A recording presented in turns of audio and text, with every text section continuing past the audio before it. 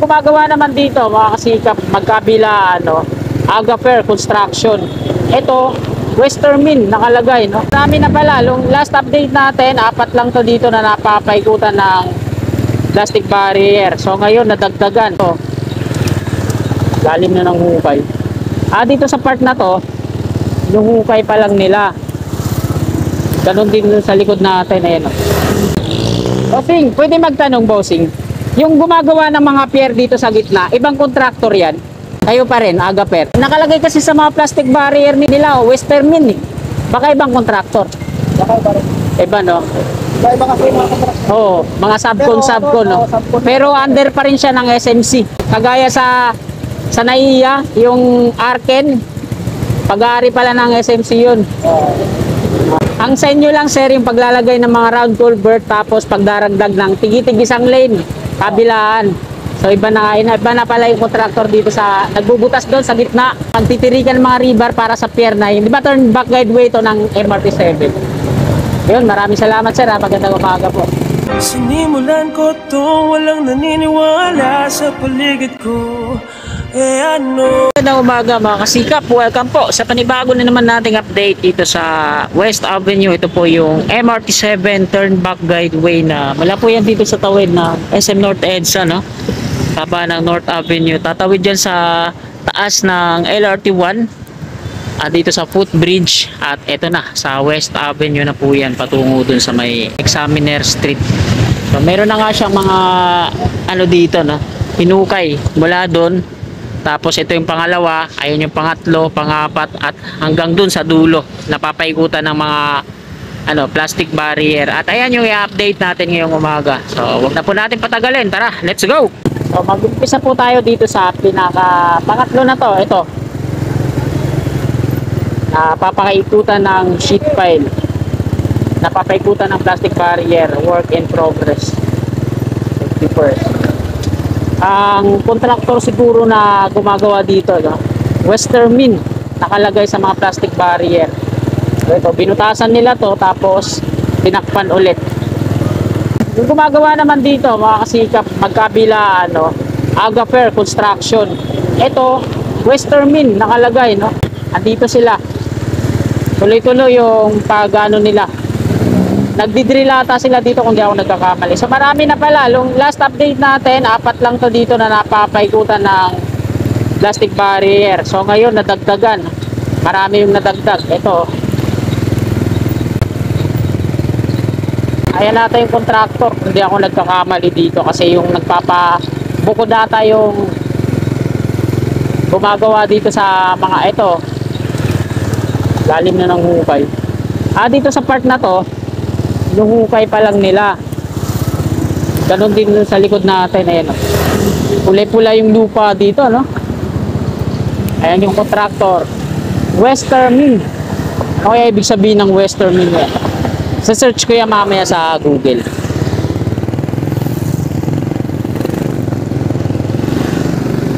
So ngayon mga kasikap ay araw ng Biyernes, ika-16 na po ng Pebrero, taong 2024.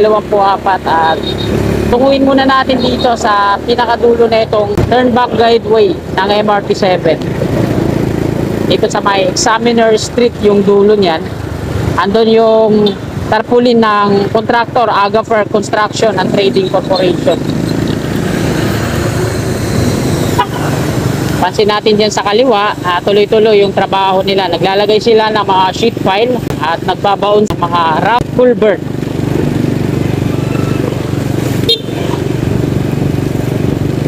Ito naman sa kabila, mga box culvert para sa mga manhole na tatong mga box.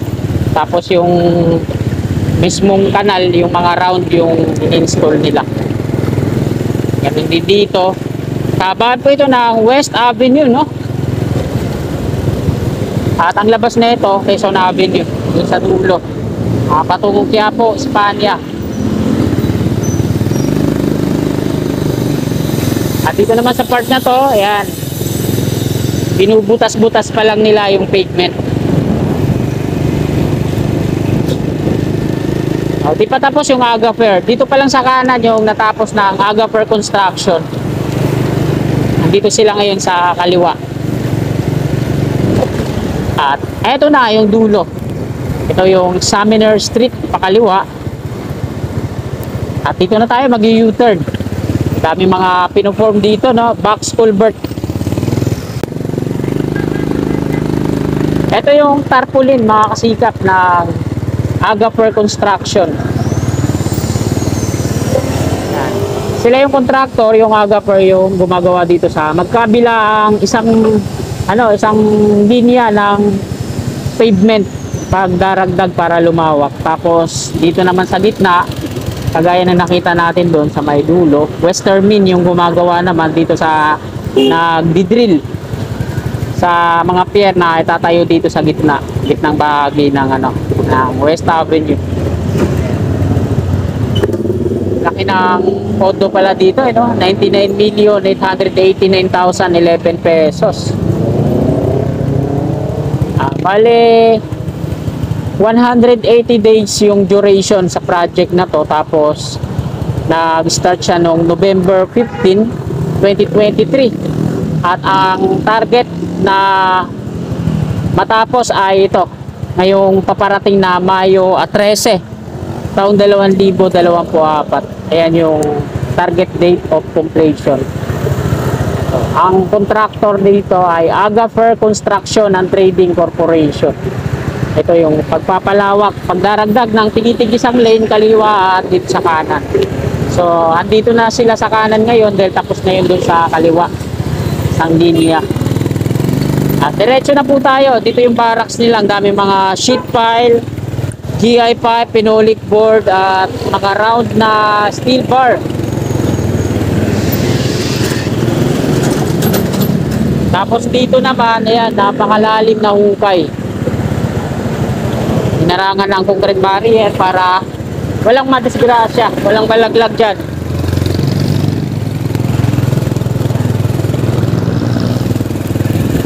May mga alagang manok pa dyan, pati dito. So, binabaon kasi nila dyan yung mga round culvert na to. Mga malalaking round culvert na yan. Bago nila ayusin yung pavement. Tinanggal na nila yung mga bricks dyan sa kanan. At dito naman, sa paglalagyan nila ng mga round culvert ay binubutas-butas na nila. So, ayun, iba na nga yung contractor. Yun,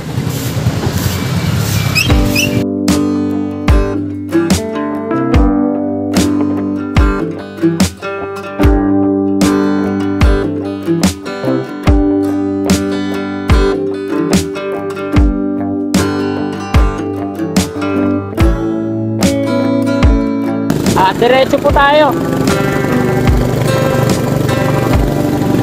Grabe ang lalim,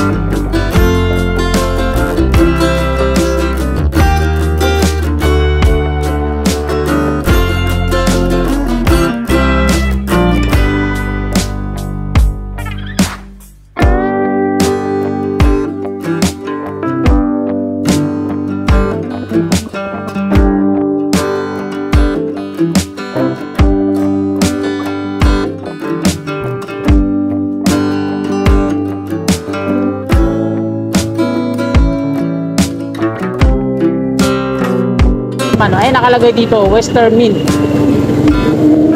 Ito sa kabila Agaper. So subcon na to, subcon. Kasi sa isang project, marami din mga ano eh, hati-hati ba. Dito sa gitna yan.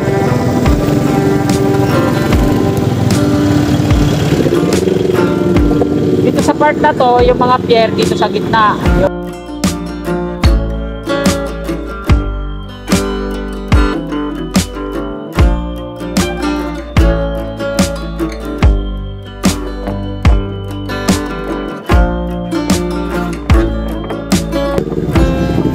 So, ang ganda na ang magiging ano nito, development sa lugar na to pag ayan yung unang pier sa kaliwa.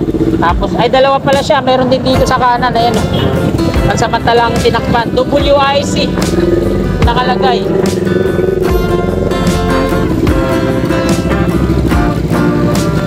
At nandito na tayo sa Unified Grand Central Common Station. So dito sa kanan natin, inayos na nila yung pavement. Sinimento na nila to dito. Nandito tayo mga kasikap sa kabahan ng southbound EDSA. No, ito yung Unified Grand Central Common Station na ginawa ng BF Corporation. At nandito tayo sa ilalim na bahagi ng istasyon na to. Diyan sa gitna makikita natin sa May Center Island, hilera ng bus bay, no? Na meron din silang ginagawa diyan. Wala dun sa dulo, mga river po yan na parang wall o pahaba hanggang dito. Kabilang dulo naman yung ginagawa. So tabayanan natin yan kung ano yung magiging progress dyan. Kasi ngayon mga river pa lang yung nakikita natin. Tapos mga materials nila. Parang mga catwalk platform din yung nandiyan dyan. Sa ngayon, sarado yung bus bay na yan. Hindi nadadaanan. Dito dumadaan sa labas yung mga bus. Tapos dun pumapasok. At ayan, magpapaalam na po ako. Dito na po nagtatapos tong video na to. Ngayong umaga, araw po ng Biyernes, ika-16 na Pebrero taong 2024. Ika-7 at kalahati na po ng umaga. Maraming salamat mga kasikap. Kung gandang umaga at God bless po sa ating lahat.